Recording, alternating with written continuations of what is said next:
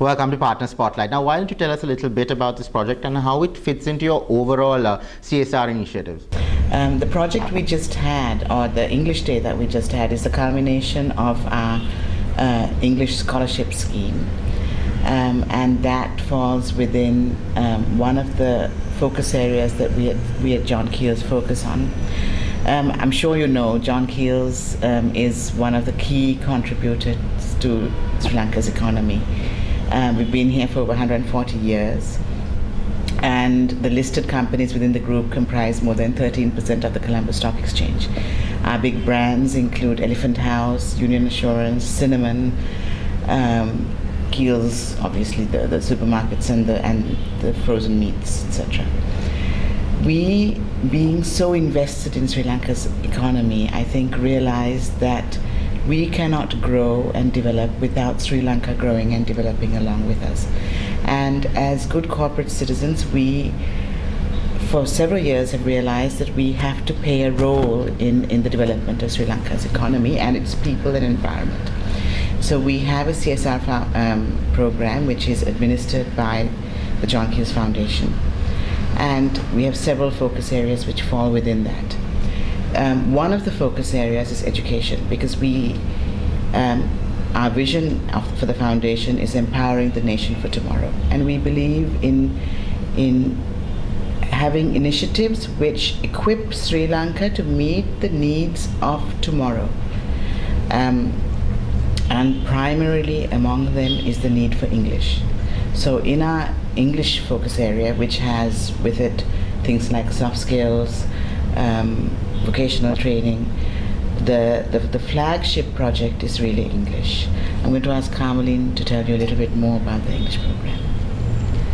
The English Language Scholarship Program was started in 2004, and it was one of our first CSR projects from a central, driven from a central point, that is John Keells Foundation.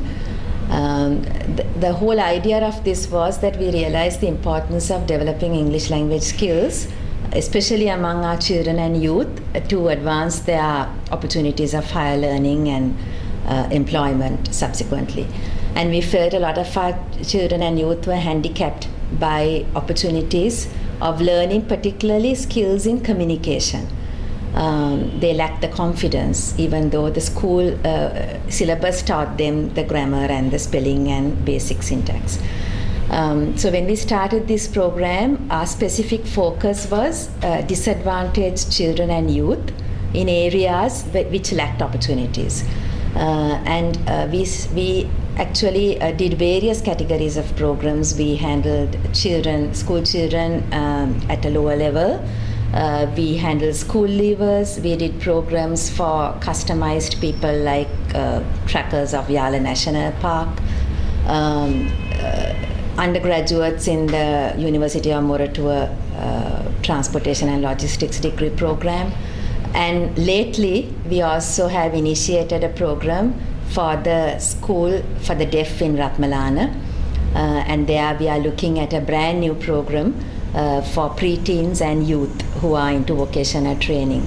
The current main program focuses on the age group of 12 to 14, and we do a 4-month scholarship program to start with, and honor students of that program are thereafter eligible to go into subsequent levels. So we have a progressive program which can go up to 1 year of learning, through which we see enormous results. We are talking of children from all parts of the country, whether it's Jaffna, Mullaitivu, Ampara, Deep South, Tangor, Galle, Hambantota, and the mid-country estate areas. So it basically covers the whole program. We implement the program with the Gateway Language Center, using their branches island-wide.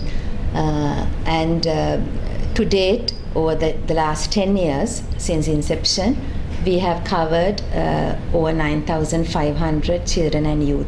So what has the feedback or the impact been so far? The impact and feedback have been very encouraging.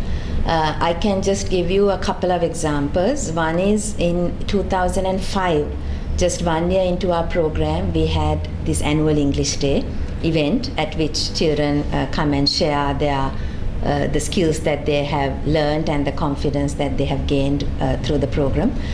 And at the 2005 English Day, we had a standout event item performed by the Habarana Mahavidyalaya school children who performed an excerpt from Shakespeare's Julius Caesar, where they enacted Mark Antony's funeral oration.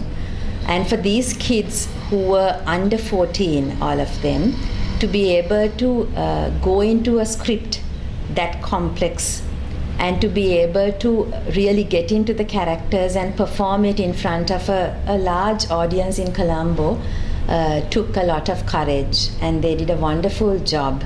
And that item still stands in my mind as one of the best that we have seen. And it showed us how a little opportunity can go a long way to give our children and youth the courage and confidence they need to communicate in English.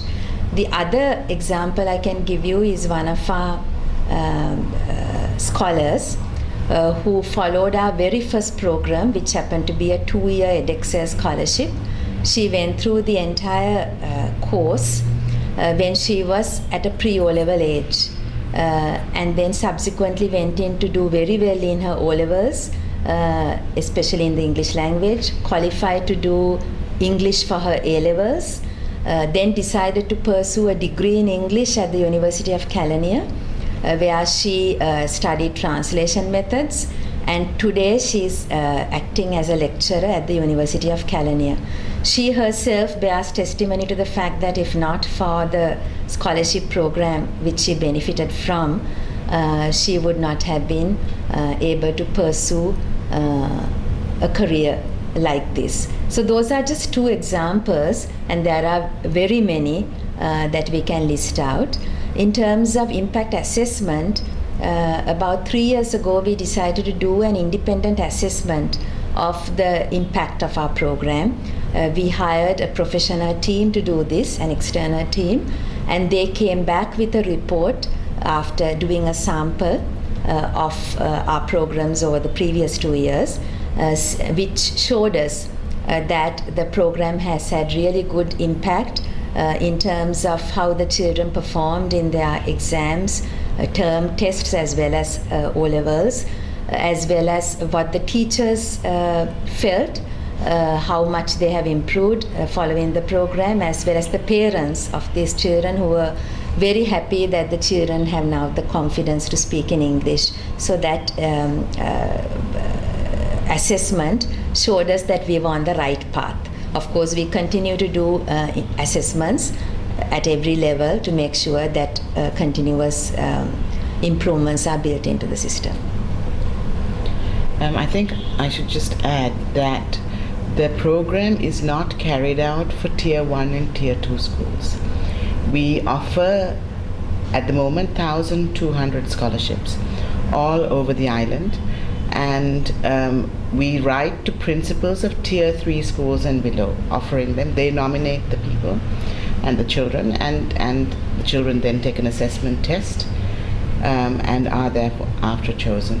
So it hits, the program at the moment hits the most vulnerable and needy segment of society in terms of their need for English. Now, where would you all like to see this project or this initiative going forward in the years to come? All to do with our vision of making Sri Lanka equipped to meet the needs of the world's future, and that needs people who are confident in English.